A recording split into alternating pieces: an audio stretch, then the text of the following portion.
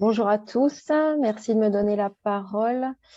Je vais partager mon écran.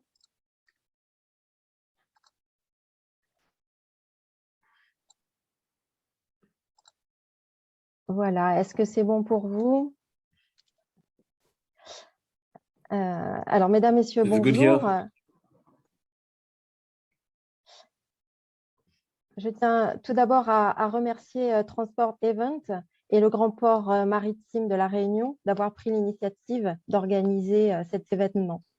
La thématique choisie est à la fois intemporelle et inscrite dans l'actualité brûlante des problématiques rencontrées par le transport maritime depuis la pandémie de Covid-19.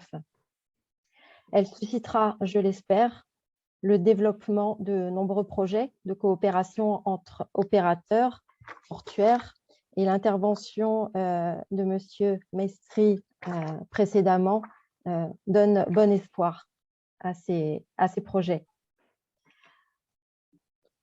Vous voyez à l'écran un foisonnement de navires qui parcourent les mers et les océans du globe, dessinant les grandes routes du commerce maritime entre les 5 continents. Est ainsi assuré le transport de 90% en volume des marchandises échangées à travers le monde et 80% en valeur du commerce international. L'importance de ce mode de transport est aussi une réalité pour l'océan Indien, troisième océan par la taille après le Pacifique et l'Atlantique, et qui concentre un quart du commerce maritime et est au cœur du marché pétrolier mondial. Dans un article publié en 2019, Thomas Marié d'Unionville titrait « L'océan Indien, nouveau centre du monde » pour décrire les enjeux géopolitiques qui s'exercent dans cet espace. L'illustration qui nous concerne particulièrement aujourd'hui est le déploiement des stratégies indo-pacifiques de l'Union européenne, d'une part, de la France, aussi parmi les 11 États puissances mondiales qui déploient cette stratégie qui nous concerne directement.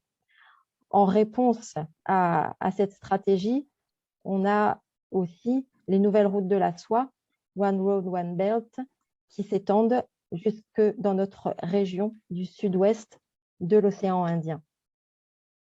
Alors, au cœur de cet espace indo-océanique, l'île de la Réunion est un territoire insulaire qui est éloigné de ses marchés. Une région française ultra-périphérique de l'Europe, la Réunion, comme les îles voisines, a de nombreux défis à relever, dont les principaux sont sociaux, environnementaux et économiques. Son appartenance à l'espace européen contribue bien sûr grandement aux réponses apportées à ces défis, mais ne remplacera jamais l'impérieuse nécessité de renforcer l'intégration régionale et la coopération entre ces territoires qui ont non seulement un passé, mais également un destin en commun. Les dernières crises nous l'ont brutalement rappelé, celle du Covid-19 en particulier. C'est ainsi que les priorités que se sont fixées les organisations de coopération régionale de notre bassin géopolitique, et en particulier la Commission de l'océan Indien, ont notamment pour objet la sécurité, la connectivité maritime, la pêche, l'environnement, la sécurité alimentaire et bien d'autres.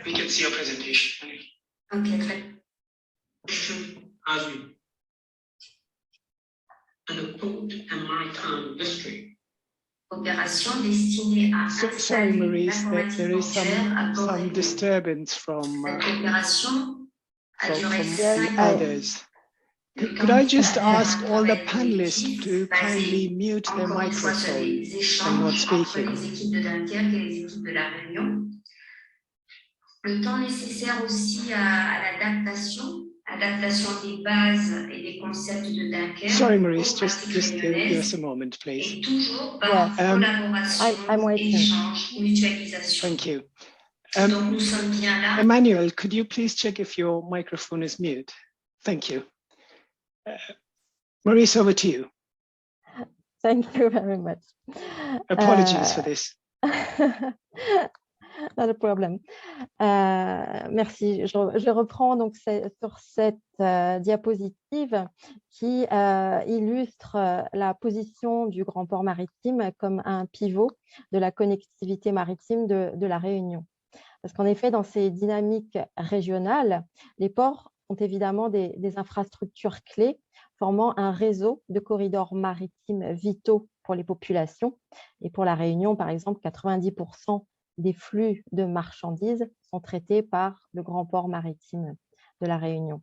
Mais la complexité vient des besoins des acteurs en présence qui ne se rejoignent pas nécessairement, en tout cas en apparence.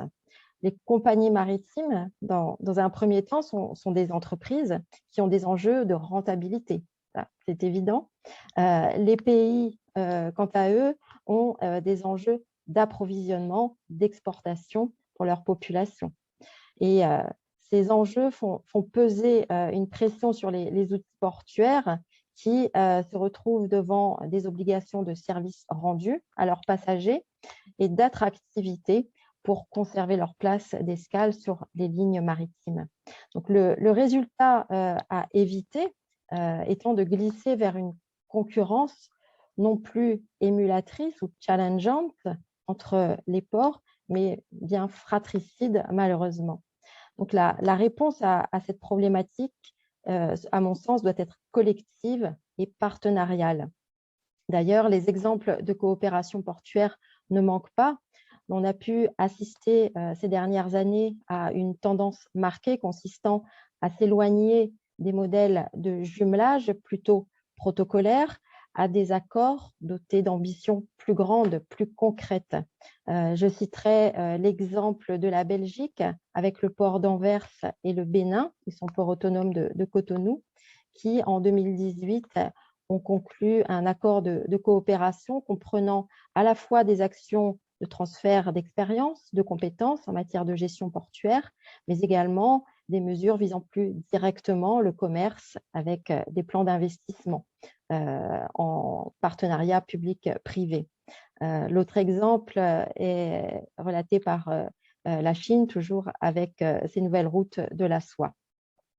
Et dans l'océan Indien, des programmes de coopération portuaire s'inscrivent à mi-chemin entre intérêt général et co-développement.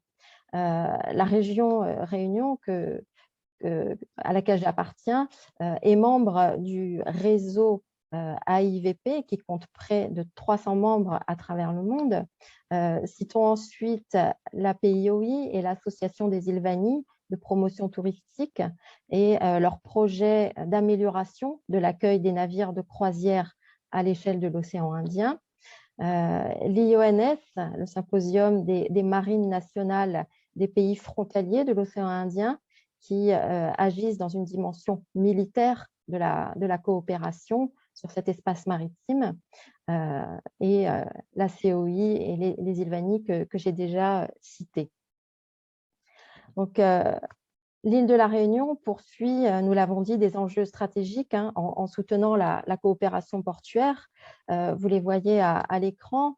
Sans cette coopération, des risques lourds pèseraient sur sa souveraineté, sur sa sécurité, mais grâce à elle, grâce à cette coopération portuaire, se trouve renforcé son développement et celui de ses voisins.